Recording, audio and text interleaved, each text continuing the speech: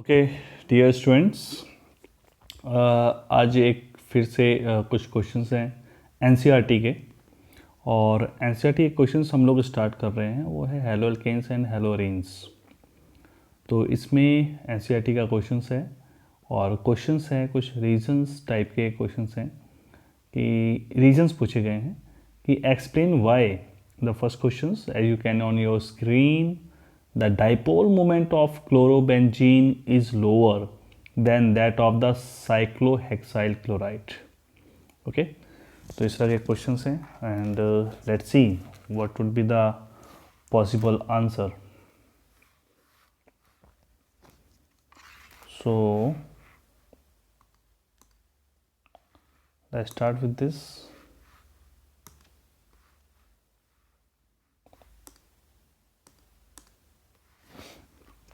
So the first question is the dipole moment of chlorobenzene is lower than that of the cyclohexyl. So let's see. So let first of all draw the chlorobenzene as well as cyclohexyl chloride. Okay. So we can draw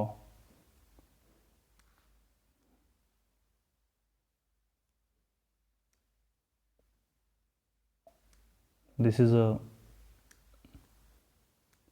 benzene and इसके ऊपर हमने ये लगा दी chlorine.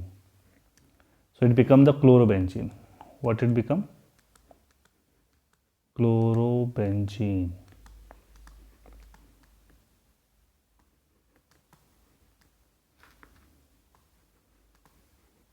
Okay. The next is cyclohexyl chloride. So let draw the cyclohexyl chloride. Okay,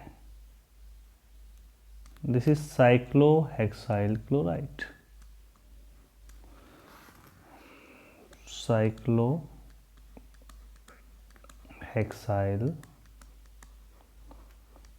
chloride.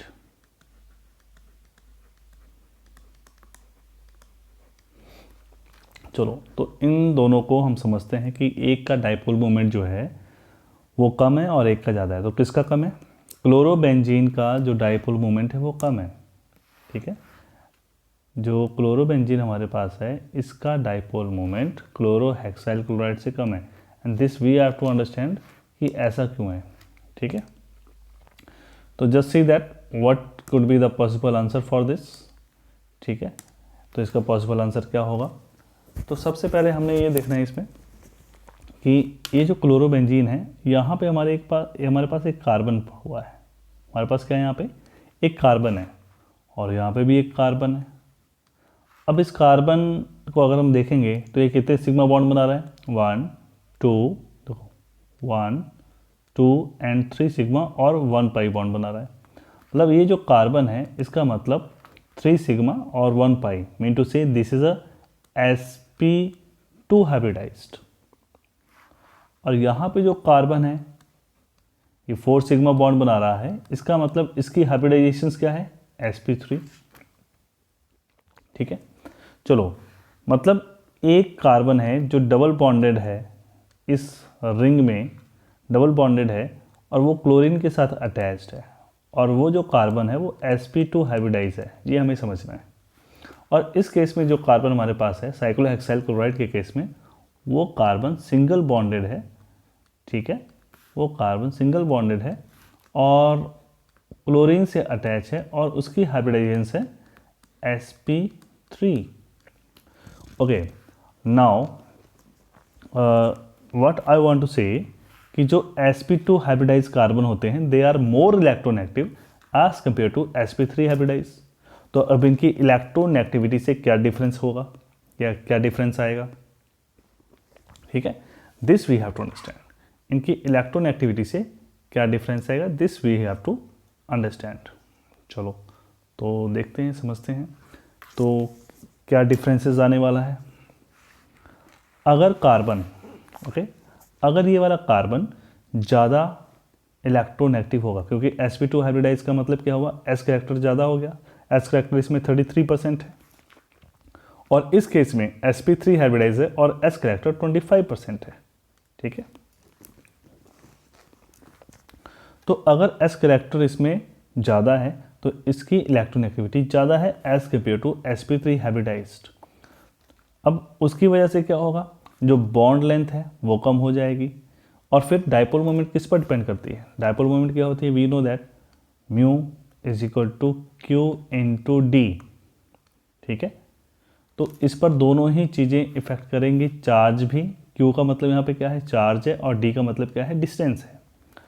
अब जो सी है जब वो डबल बॉन्ड बनाएगा या sp2 हाइब्रिडाइज होता है तो उसकी जो बॉन्ड लेंथ होती है सिंगल बॉन्ड ये जो लेंथ है ये कम होगी। ठीक है, तो मतलब इस केस में, पहले केस में, this is the first case, this is the second case, हमको क्या करना है, दोनों को कंपेयर करना है। तो फर्स्ट केस में जो CCl बॉन्ड लेंथ है क्लोरोबेंजीन में ये क्या है, लेस है। ठीक है, और इस केस में जो CCl बॉन्ड है वो क्या है, ज़्यादा है, मोर है CCl बॉन्ड लेंथ। और हमें क्या पता है, डाइपोल मोमेंट दैट इज, मैं फिर से लिख देता हूं फॉर्मूले को, mu is equal to Q into D. Mu क्या होता है, चलो देखो इसको और अच्छे से समझते हैं। हम किसकी बात कर रहे हैं, डाइपोल मोमेंट की, डाइपोल मोमेंट। अब डाइपोल मोमेंट क्या है, हमने बताया है it is a product of charge into distance of separation, distance.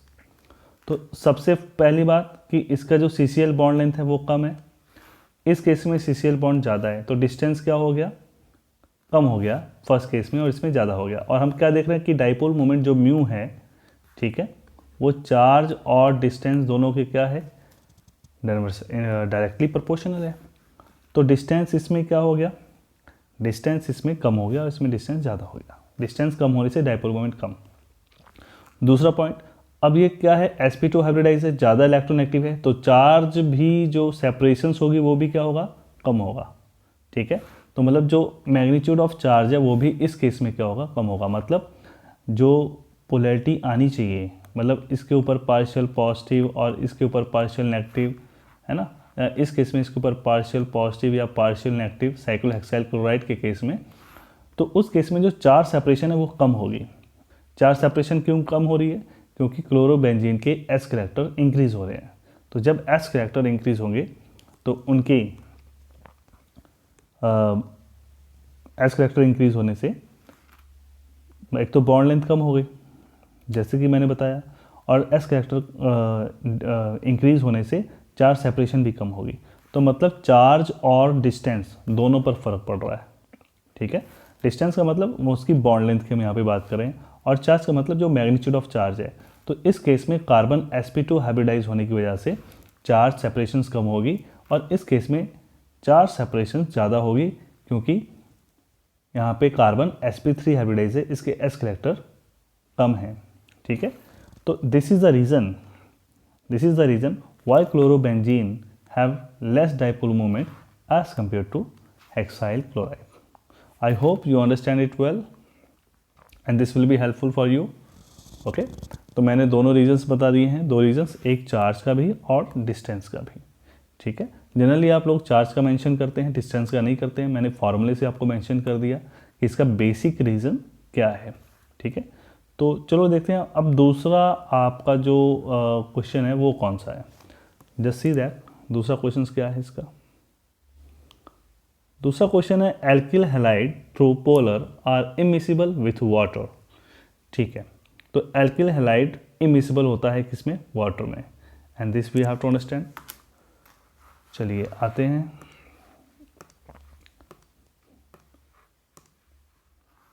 यहाँ पे हमारे पास क्या है, हम किसकी बात कर लें, एल्किल हैलाइड की।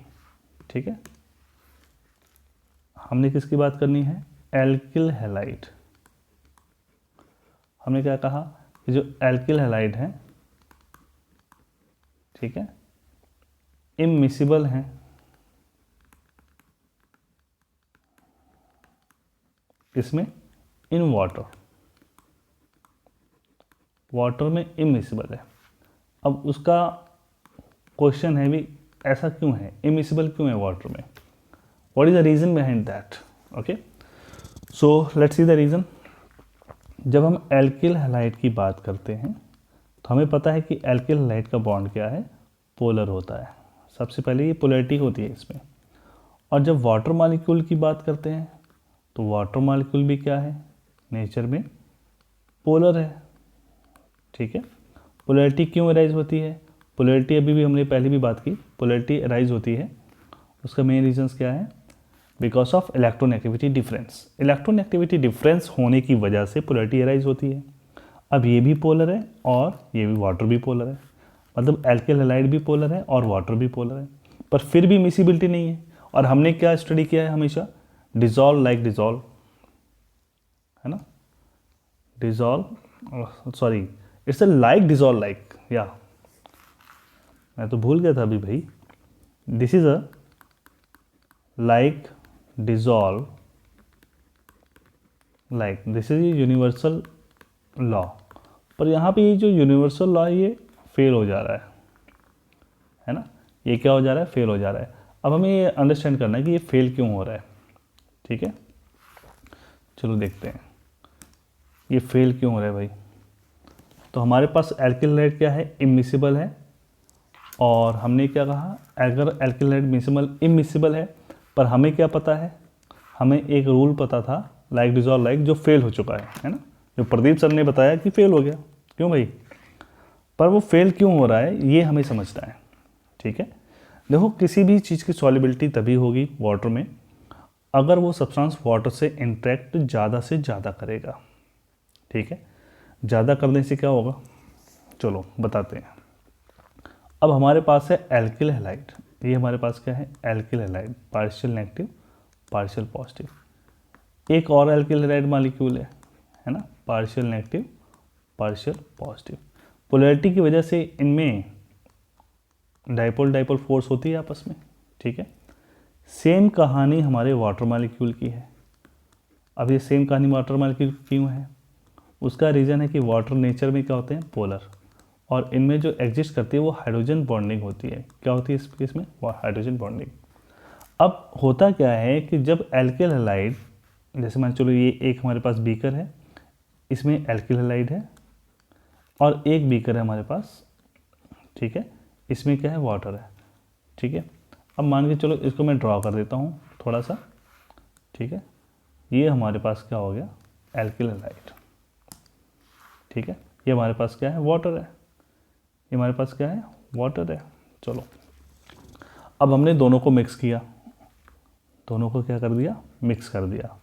दोनों को मिक्स करने पर हमें क्या मिल रहा है, ये ध्यान देना है। तो एल्किल हैलाइड, ये ऊपर एल्किल हैलाइड है, नीचे वाटर है। ठीक है, ये हम मानकर चलते हैं कि ऊपर क्या है, एल्किल हैलाइड, नीचे वाटर, नीचे क्या है, वाटर। ये मिसिबल नहीं हुए, ऊपर क्या है, एल्किल हैलाइड RX। ठीक है, मिसिबल नहीं हुए। अब क्वेश्चन है कि मिसिबल क्यों नहीं हुए, है ना। अब एल्किल हैलाइड या वाटर में हम दोनों को ऐड करते हैं, उनकी मिसिबिलिटी बहुत कम होती है। ठीक है, बहुत कम होती है, मतलब थोड़ा बहुत हो सकता है मिसिबल हो, पर बहुत ज़्यादा मिसिबल नहीं है, सॉल्युबिलिटी बहुत कम होती है इनकी, है ना। तो रीजंस में हमने फाइंड आउट करने कि ऐसा क्यों है। क्वेश्चन तो समझ में आ गया कि इमिसिबल है, पर रीज़न क्या है, चलो रीज़न समझो। तो रीज़न की हम बात करने जा रहे हैं यहाँ पे।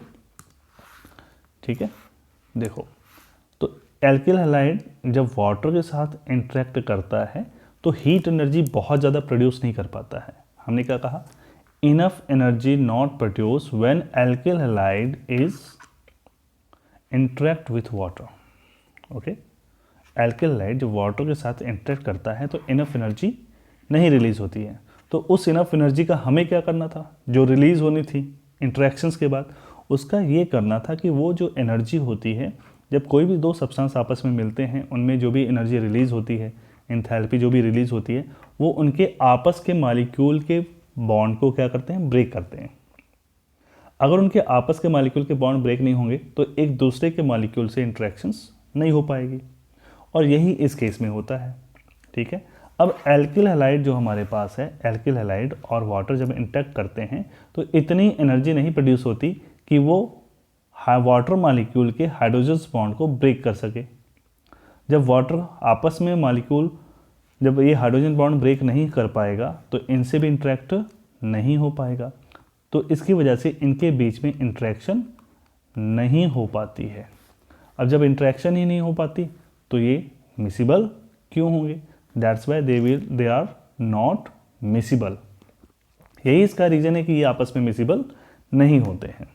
Okay, I hope you all understood it very well. एक बार मैं फिर से बता देता हूँ, एल्किल हैलाइड पोलर है, वाटर भी पोलर है, पर ये लाइक डिसॉल्व लाइक वाला कंसेप्ट फॉलो नहीं कर रहे हैं।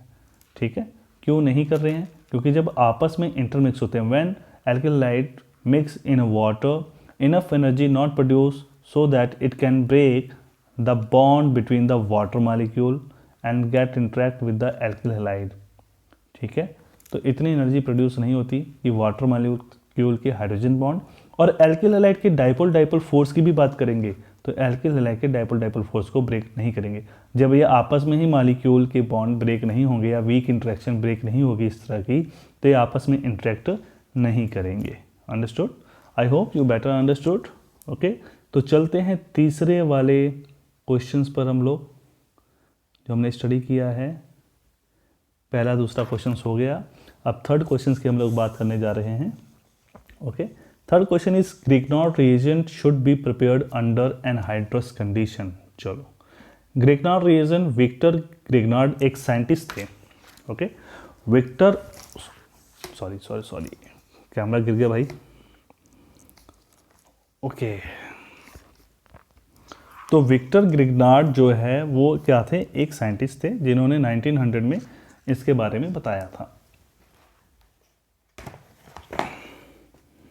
ओके, उन्होंने एल्किल मैग्नीशियम्स हैलाइड का एक कंपाउंड फॉर्मेशंस किया था। तो हम किसकी बात कर रहे हैं? ग्रिग्नार्ड रिएजेंट्स की। तो हम समझते हैं कि ग्रिग्नार्ड रिएजेंट्स क्या होता है। सबसे पहले तो ये कलरफुल से लिखने का मज़ा ही अलग है। चलो देखते हैं, फिर इसमें अलग अलग कलर यूज़ करते हैं। चलो, तो ग्रिग्नार्ड रिएजेंट्स क्या होते हैं? RMgX, है ना, इसे कहते हैं ग्रिग्नार्ड रिएजेंट्स।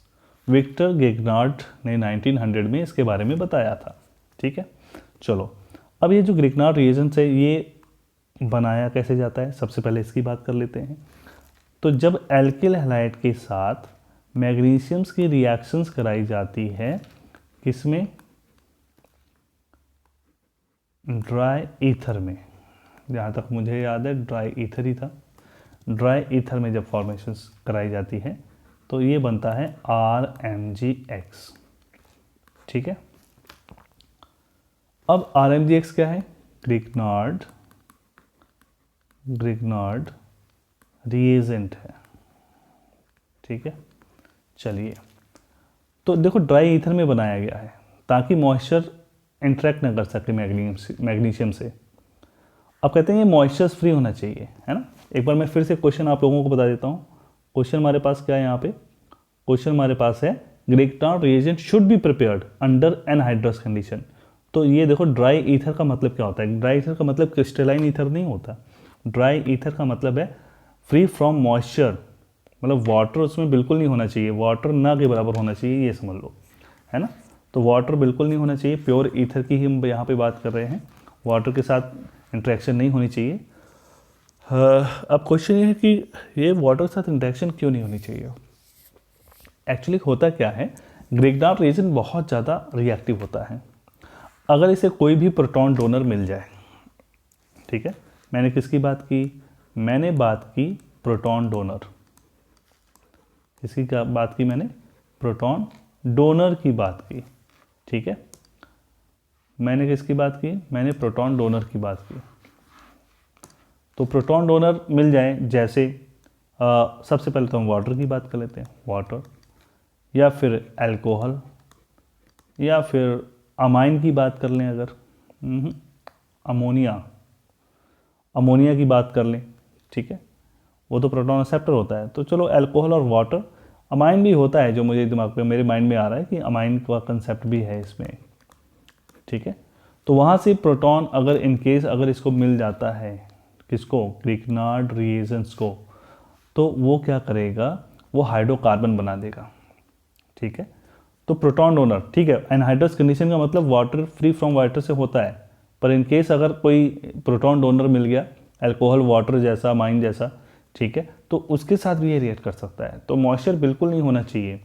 चलिए वो रिएक्शंस क्या होगी इन केस अगर मॉइस्चर मिलता है इसको, तो रिएक्शंस क्या होगी, RMgX प्लस H2O, ठीक है। तो मान के चलो इसको मॉइस्चर मिल जाता है तो क्या बनाएगा, हाइड्रोकार्बन। तो हाइड्रोकार्बन क्या बनेगा, RH प्लस MgOH। मान के चलो हमारे पास एग्जाम्पल ले लेते हैं, हमारे पास है मिथाइल मैग्नीशियम ब्रोमाइड। वाटर के साथ इसकी रिएक्शंस हम लोग करवा देते हैं। वाटर के साथ रिएक्शंस करवाने पर क्या बनेगा, देखो, CH4 प्लस MgOH(Br),